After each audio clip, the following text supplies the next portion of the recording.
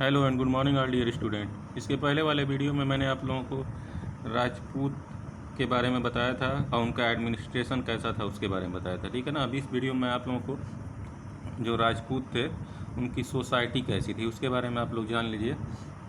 The king was the supreme in all matters. जो king था, राजा था राजपूतों का, ठीक है ना। वो क्या, सारे मैटर, जितने भी मैटर्स थे, सिविल, पॉलिटिकल एंड मिलिट्री, सब में क्या करता था, वही सुप्रीम था।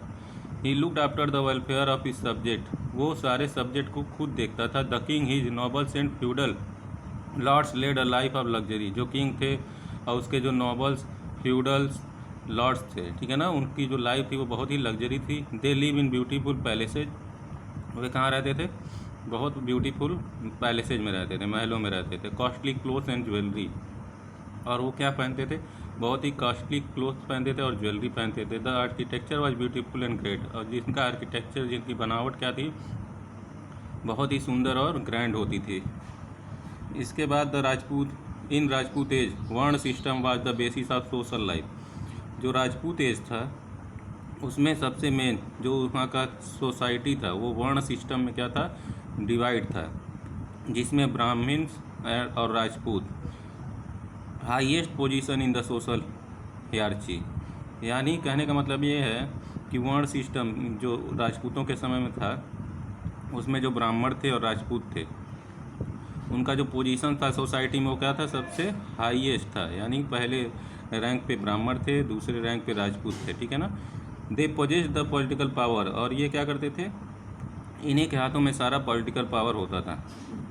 Brahmins were their main advisor. जो ब्राह्मण होते थे वे जो किंग थे उनके मेन एडवाइजर होते थे। They were given tax free land. उनको टैक्स फ्री लैंड्स किंग के द्वारा दिया जाता था। They commanded powers because they conducted religious ceremonies for the king. और जो ब्राह्मण थे वो किंग के लिए क्या करते थे, रिलीजियस यानी कि धार्मिक सेरेमनीज का क्या करते थे, वो कंडक्ट करते थे।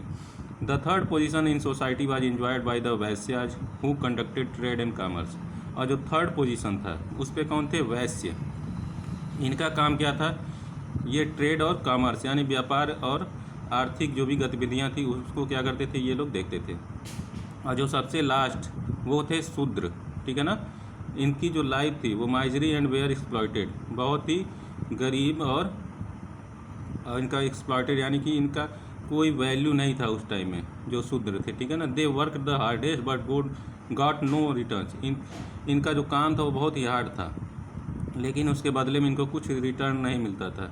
The Shudra were the untouchables who did the lowly work. शूद्रों को क्या माना जाता था, अछूत माना जाता था। उनके हाथों से कुछ भी न लोग कुछ खाते थे ना ही कुछ पीते थे। Their condition was more precarious and they had absolutely no rights. इनको जो कंडीशन था वो क्या था, बहुत ही बेकार था और इनको कोई राइट्स नहीं था, यानी कोई अधिकार नहीं था इनको। The Rajput were brave, courageous, loyal, generous, hospitable, chivalrous and patriotic. जो राजपूत थे वो बहुत ही ब्रेव थे, करेजियस थे, लॉयल थे, पैट्रियाटिक थे। चिवल्रस यानी उदार होता है इसका मीन्स, ठीक है ना।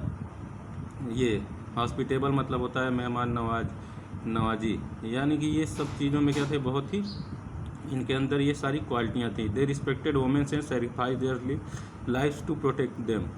ये महिलाओं का, वोमेंस का बहुत ज़्यादा रिस्पेक्ट करते थे, उनके लिए उनको प्रोटेक्ट करने के लिए वो अपनी लाइफ का मतलब अपने जीवन का भी सेक्रीफाइस कर देते थे। The womens were highly respected but they were considered inferior to man. The girls of royal family had a right to be choose their husband in a swayamvar. उस टाइम की जो गर्ल्स थी उनकी शादी, रॉयल फैमिली की जो लड़कियां होती थी उनकी जो शादी थी, ठीक है ना, वो अपने खुद क्या करती थी, हस्बैंड चुनती थी। और उसके लिए क्या किया जाता था, लोगों के द्वारा स्वयंवर कराया जाता था। जो रॉयल फैमिली थी उनके द्वारा स्वयंवर कराया जाता था, जिसमें जो गर्ल्स थी वो क्या करती थी, अपने लिए हस्बैंड चूज कर सकती थी। The birth of a girl was not considered auspicious.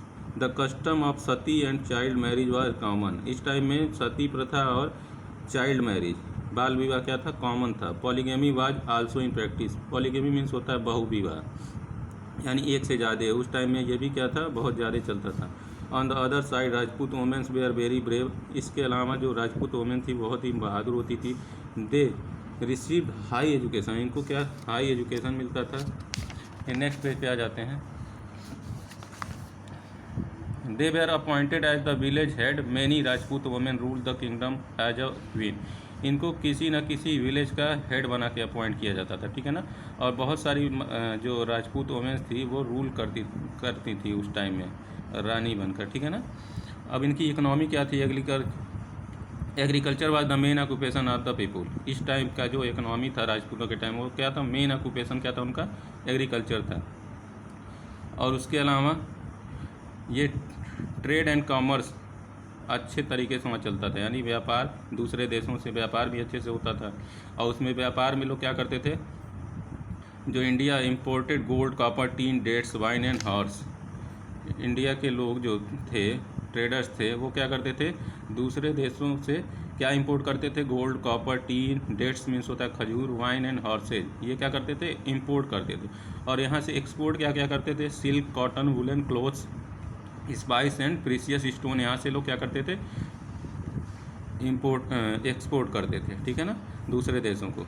ये सारी चीज़ें इकनॉमी में थी। और ज़्यादा मेटल का यूज होता था, मेटल वर्किंग मच कॉमन। उस टाइम में मेटल जो था कौन कौन सा था जिसका यूज लोग करते थे, common, copper, lead, brass and gold. Brass means होता है पीतल, ठीक है ना। यहाँ तक आप लोगों को समझ में आ गया होगा। फिर आपको रिलीजन, अब राजपूतों के टाइम में 3 रिलीजन क्या थे प्रैक्टिस में। सबसे पहले हिंदुइज्म, दूसरा जैनिज्म और तीसरा बुद्धिज्म। ये 3 कल्ट्स यानी पंथ, रिलीजियस पंथ, धार्मिक पंथ थे। राजपूत वेयर फॉलो, जो राजपूत थे वो हिंदुइज्म को मानते थे। Buddhism and Jainism decline due to the Turkish attack. बौद्ध धर्म और जैन धर्म का जो डिक्लाइन होना स्टार्ट हुआ, कमज़ोर होना, वो तुर्किश अटैक के बाद ये लोग क्या होने लगे, कमज़ोर होने लगे। उसके बाद हिंदुइज्म वाज डिवाइडेड, जो हिंदुइज्म था वो 2 भागों में डिवाइड था, 2 पंथों में, ठीक है ना। पहला वैष्णविज्म एंड दूसरा शैविज्म। इन 2 भागों में कौन विभाजित था, जो हिंदुइज्म था वो 2 भागों में डिवाइड था। और ये लोग किसकी पूजा करते थे, मदर गॉडेस दुर्गा की पूजा करते थे। और उसका सिंबल क्या होता था, सिंबल ऑफ पावर। इसके बाद in the south number of popular भक्ति संत, बहुत सारे साउथ में क्या थे, भक्ति संत हुए थे, जिसमें से उनको कहा जाता था अलवर्स और नैनर्स, ठीक है ना। The bhakti sant disregarded caste inequalities and laid emphasis on Vedas. जो भक्ति संत थे वो क्या करते थे, जो इनइक्वालिटी थी यानी असमानता था उसका विरोध करते थे। वेद में जो दिया हुआ था उसको क्या करते थे, उसका जो असमानता था कास्ट के बीच में, जातियों के बीच में, उसमें क्या करते थे, वो उससे वो एग्री नहीं थे। There teaching become popular all over the country. इनका जो टीचिंग था वो क्या था, पूरे ऑल ओवर कंट्री में क्या था, बहुत ही पॉपुलर था, ठीक है ना। इस वीडियो में बस इतना ही। नेक्स्ट वीडियो में आगे का आप लोगों को बताया जाएगा, ठीक है ना। Thank you.